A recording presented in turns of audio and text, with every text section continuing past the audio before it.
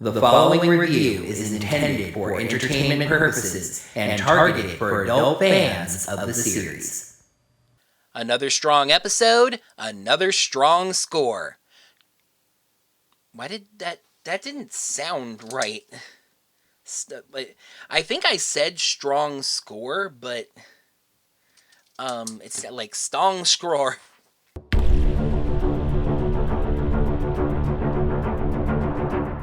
Hello there, heroes. I'm the Orange Ranger, and welcome to another Power Rangers Dino Fury Second Era episode review. Yes, I'm still a disembodied voice for now. I do have a plan to get back on camera, but when I can pull that off is the question. It's interesting that thus far, the second season of Dino Fury has given us 3 pretty story-focused episodes. Just because the show is on Netflix now doesn't mean it's not a toy commercial anymore. Let's get a new Zord into this show by taking a look at the 4th episode of Dino Fury's Second Era, Tiny Trouble. Please make sure you're subscribed to the channel. Yeah, and make sure you got your notifications set up by hitting that little bell icon. Right you. What he said was, you can consider checking us out on Patreon or Ko-fi at Orange Ranger Videos. In the forest, Oculo is hunting for more Sporix. They find what they call the last one in the city, and from what we saw last time, that should be enough to power Void Knight's machine. But then Oculo hears the Rangers and hides nearby. They are playing Mario Kart Balloon Battle. Okay, not exactly, but basically, a training session where a balloon is tied to each of their off hands. If it pops, you are out. By the by, they are unmorphed while doing this, which is stupid. They are experienced Rangers, but it's real easy to slip when attacking someone, and their swords can do some serious damage. I don't think that's a good idea! So, of course, the 2 most experienced Rangers, Zato and Aiyon, are leading the exercise. Well, no, Zato is participating, but of course, everyone's favorite golden jerkwad Aiyon is sitting out, eating human desserts. We even find out that he borrowed money from Ollie for a, quote, different training exercise. And it was this. S-S-H-O-L-E, everybody! Suddenly, an adorable tiny little Zord wanders in. Zato identifies it as the Paka Smash Zord, but says clearly, it shrunk. Aiyon tries to use the grow key, saying the Zord trusts him. But it actually does seem to know him, as she, they call it she, doesn't, jumping around as Aiyon hits a can of whipped cream, enlarging that. We get slapstick, but at least it's with the Rangers. Jane Borg aren't in this episode, as the Zord keeps hopping around, spraying down Zato with whipped cream, and Ollie catches her, but Aiyon zaps a donut that lands on him. The Rangers declare this isn't working. Now that you've caught the Zord, it'll work just fine, just hold her still, and head back to the base. Solon scans the Zord, wondering where her key is. Zato explains the key activates the Smash Armor, which Aiyon says let him beat Sporix Beasts in one punch. He punches while holding the Zord, and she escapes again, knocking stuff down around the base. Aiyon catches her again, at least he's doing something useful, and explains the Zord is nervous being indoors and doesn't like the scanner. He suggests taking her for a walk, and the others reluctantly agree, but Ollie insists that she be kept on a leash. A braided rope that's blue and gold. It's funny because it's true. At Area 62, Void Knight puts the last Sporix from the city into the jukebox. By the way, even Simon Bennett called that thing Void Knight's jukebox machine. But it turns out he was 2 Sporix short, now just a single one. He rightly points out that Oculo is a Sporix inside. He could just destroy them and put that Sporix in. But they report about the tiny Zord, and Void Knight realizes the Rangers might trade their Sporix to get the tiny Zord back, sending Oculo and Wreckmate to go capture it. Aiyon reminisces about a battle 65 million years ago. The two of them, him and the tiny Pachazord, against 7 Sporix beasts. Then, this genius gets the wise idea of taking the Zord off the leash so they can play fetch. The other Rangers call, telling Aiyon the smash key is inside the Zord somehow. Aiyon says the Zord will come right back, but she doesn't. Aiyon finds the Zord a little further away, captured by Wreckmate and Oculo. He calls in the other Rangers, Ollie rightfully getting on him for letting it happen, and him wrongfully shooting Ollie an annoyed look about it. They confront the bad guys who make the offer for the Sporix, and of course the Rangers shoot that down. They morph, and during the fight, the Zord escapes. Zato stops Wreckmate and tells our two Focus Rangers, Ollie and Aiyon, to go find the Zord who ran away. They demorph for some reason. For Zordon's sake, being a Ranger enhances basically everything about you, and run along the river. Aiyon says he thinks the Zord would head for Dino Henge. She's scared, and he knows this Zord. Trust him. But then Ollie finds the Zord's footprints, headed in the opposite direction. They find a freshly broken branch, and then Solon calls with news. The little Zord isn't the Smash Zord. It's basically a baby Zord from the Smash Zord. This causes Aiyon to finally express a little remorse. He never even knew this Zord, and he let it off the leash. Ollie says they have a job to do, and uses the Sonic key. I was on a snooze cruise, I guess. What are you talking about? Not that Sonic. To listen for the baby Zord. In the meantime, Wreckmate and Oculo run to the city, where the other 4 Rangers find them and the fight starts anew. Ollie finds the baby Zord, which walks into an opening on the side of a large cliff face.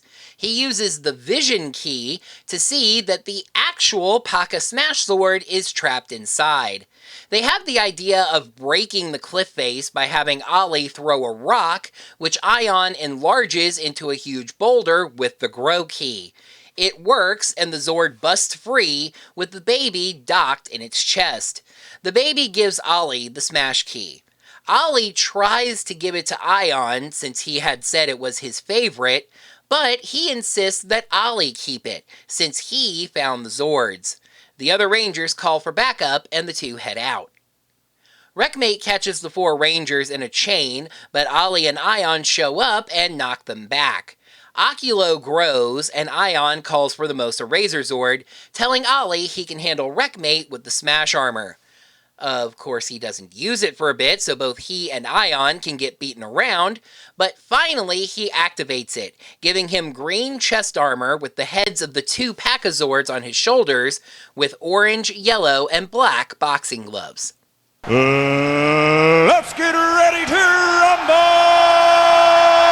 Ollie beats Wreckmate around, but also demonstrates that the armor lets him float like a butterfly as well as stinging like a bee, avoiding attacks before knocking Wreckmate down for the count. I am the king of the world! Hold it, hold it, hold it. Hold it, you're not that pretty. I'm a bad man! Ollie calls for the Dino Fury Megazord, and the Pachazords combine to form Smash Formation, basically becoming boxing gloves with the baby in the right-hand glove, and the key, of course, forms a new head. Fitting the standard Japanese silliness and the boxing power-up, the Rangers and Oculo find themselves in a flat block of the city surrounded by power lines. A makeshift boxing ring. It's a short, but not too short fight, the Rangers hitting a lot of punching combos. Finally, they use the finisher and... Remember how I've complained about using a sword to power a gun finisher? How about using a sword to power a punching finisher? The baby Zord launches off and basically beats Oculo to the explosion point. Oculo turns into a powered-up Sporix and drops, and Void Knight appears directly underneath to catch it. He declares that win or lose, they were always headed for his machine. At first, this seemed weird, but it does make sense. After the Rangers turned down the deal and got the Zord back, either way, Void Knight needed that one more Sporix, much more than he needed Oculo. Okay, I guess that makes sense. Back at the base, Aiyon apologizes. Wait, are we sure this is right? Yes, he says experience isn't everything, and from now on, he'll listen to the Rangers and train with them. Ollie takes advantage to have a little fun, saying they should take a long training run right then and there, but he was just kidding. Aiyon deserved every bit of irritation and annoyance he experienced. Nice one, Ollie. At Area 62, Void Knight charges to the jukebox and puts in the Sporix, saying if this doesn't work, everyone better run. Well, mucus is indestructible, but otherwise that does make sense. Don't Wreckmate and Slither both have Sporix inside them? You'd think Void Knight would have taken those sooner. But indeed, it does work, powering up the machine. He goes into the secret room and tells his love to awaken. Santora's eyes snap open. Let's balance the scales! Episode 4, Tiny Trouble. Pros, finally repentance from Aiyon, cute idea with the Packazords, and more serialized suspense. Cons, Aion's necessary mistakes are still frustrating. Is this it for the Sporix? And Void Knight's lack of involvement. Another strong episode, another strong score. Tiny Trouble gets 4 scales out of 5. Seeing Aiyon being sorry for something he did, showing remorse both in the moment and after the fact, was long overdue. The fact we get both in this episode almost makes his previous attitude feel like something of a character arc that was leading to this, a feeling of superiority over the other Rangers, save Zato due to his prior experience. Heck, maybe even some lingering superiority over Zato due to being right about the Sporix. It's not perfect, and I'm getting to that, but at least it finally happened. Sometimes the Sentai is going to give you some wackiness that you must work with.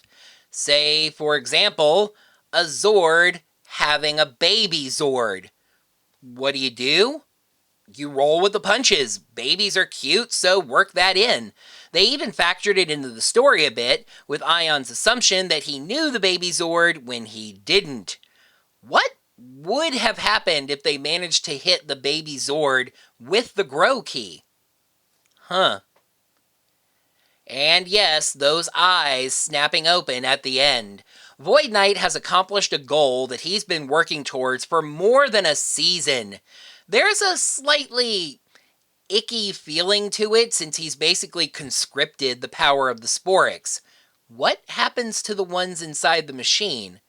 But clearly this is a turning point, especially since this two-parter, for lack of a better term, makes it clear that there are no more Sporix in the city. Aion's character growth feels a little cheap and sudden considering the frustrating attitude he has even for most of this episode, sitting and eating donuts, or as he calls them, donuts, while the Rangers train, assuming multiple times that he just knows best even after being proven wrong. Agreeing to a precaution asked for by others, and then blatantly going against that for fun. I really do hope this episode is a turning point for this character. I mentioned how the episode makes it clear that they've now located all of the Sporix. That's interesting, considering we've got the rest of this season to go. If it happened at the midpoint between the two seasons, it would make more sense. We'll get a change in monster type for the new season. But to bring the Sporix 4 episodes in and then decide to make this change, that just seems odd. Where will the monsters come from now? I feel like whether it's a new type of monster or they find a way to keep going with the Sporix, neither is going to be satisfying. I will admit that this is a bit of a conditional con, but the timing on this just seems off. This is a stretch for a third con, I will readily admit, but it's kind of interesting that we saw Void Knight get so frustrated with the Rangers' interference that he got involved himself, but this time, he was right back to sitting on the sidelines. He was even closer to succeeding now. Why not jump back in and make sure the plans worked? Another strong one. I like where this story is going. This is definitely a tipping point. The story feels like it's evolving from what it was into what it's going to be, and that's fascinating to watch. Let's see how fascinating the 5th episode, Stitched Up, will be. Izzy is distracted from fighting a Sporix beast when her mother gives her a dress, while Void Knight tends to his awakened love.